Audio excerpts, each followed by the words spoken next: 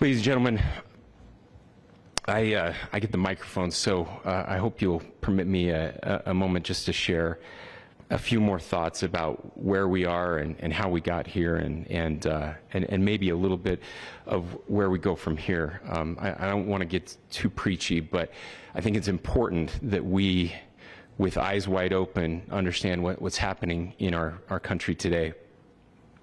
I've heard people say, well, why are we so invested in this? There's violence happening all across our country, and violence is tragic everywhere, and every life taken is a child of God who deserves our love and respect and dignity. This is certainly about the tragic death, political assassination of Charlie Kirk. But it is also much bigger than an attack on an individual. It is an attack on all of us. It is an attack on the American experiment. It is an attack on our ideals. This cuts to the very foundation of who we are, of who we have been, and who we could be in better times. Political violence is different than any other type of violence for lots of different reasons. One, because in the very act that Charlie championed of expression, that freedom of expression that is enshrined in our founding documents, in having his life taken in that very act, makes it more difficult for people to feel like they can share their ideas, that they can speak freely. We will never be able to solve all the other problems, including the violence problems that people are worried about, if we can't have a clash of ideas safely and securely. Especially those ideas with which you disagree. That's why this matters so much. Over the last 48 hours, I have been as angry as I have ever been, as sad as I have ever been. And it was, as anger pushed me to the brink, it was actually Charlie's words that pulled me back. I'd like to share some of those. And specifically right now, if I could, I need to talk to the young people in our state, in my state, and all across the country. As President Trump reminded me, he said, you know who really loved Charlie? The youths. And he's right. Young people loved Charlie, and young people hated Charlie. And Charlie went into those places anyway. And these are the words that have helped me.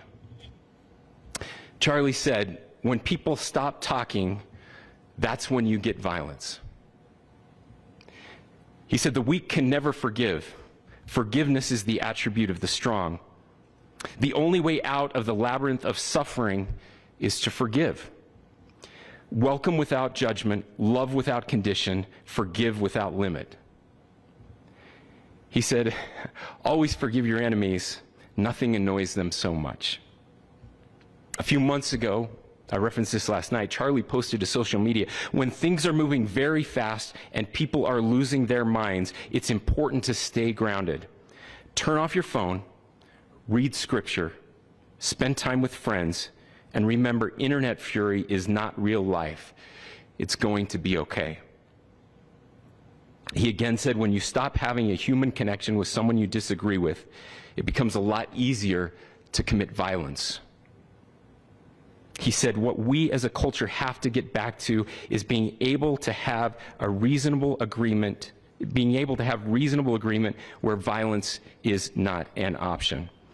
Now, again, to my young friends out there, you are inheriting a country where politics feels like rage. It feels like rage is the only option. But through those words, we have a reminder that we can choose a different path. Your generation has an opportunity to build a culture that is very different than what we are suffering through right now. Not by pretending differences don't matter, but by embracing our differences and having those hard conversations. I think we need more moral clarity right now. I hear all the time that words are violence. Words are not violence. Violence is violence. And there is one person responsible for what happened here. And that person is now in custody and will be charged soon and will be held accountable. And yet, all of us have an opportunity right now to do something different. I want to thank my fellow Utahns. You know, this bad stuff happens. For 33 hours, I was praying that if this had to happen here, that it wouldn't be one of us. That somebody drove from another state, somebody came from another country.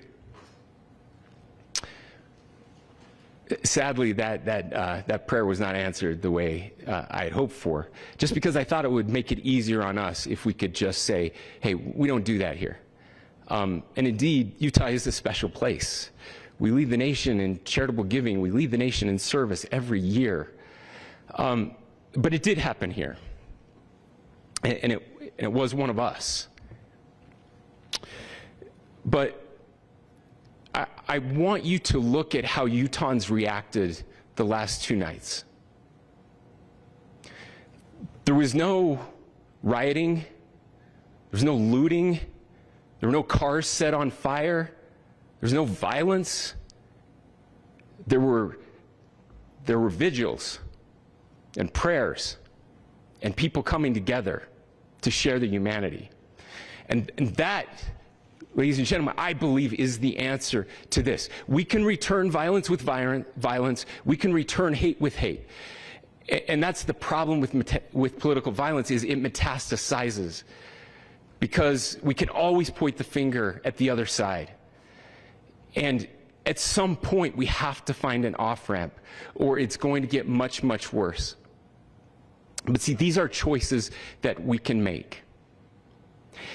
History will dictate if this is a turning point for our country. But every single one of us gets to choose right now if this is a turning point for us. We get to make decisions. We have our agency. And I desperately call on every American, Republican, Democrat, liberal, progressive, conservative, MAGA, all of us to please, please, please follow what Charlie taught me. I'll just conclude with words I share often from a friend and author, Yuval Levin, who was asked if he was optimistic about our country. And he said, I'm not optimistic. He said, I hate optimism. Like, that sounds bad. But he said, optimism is a vice. It's this idea that good things are just going to happen. And he said, in the history of the world, good things have never just happened. He says, I'm not optimistic, but I am hopeful. And hope is the virtue that sits between the vices of optimism and pessimism. Hope is the idea that good things are going to happen because we can make them so. I still believe in our country.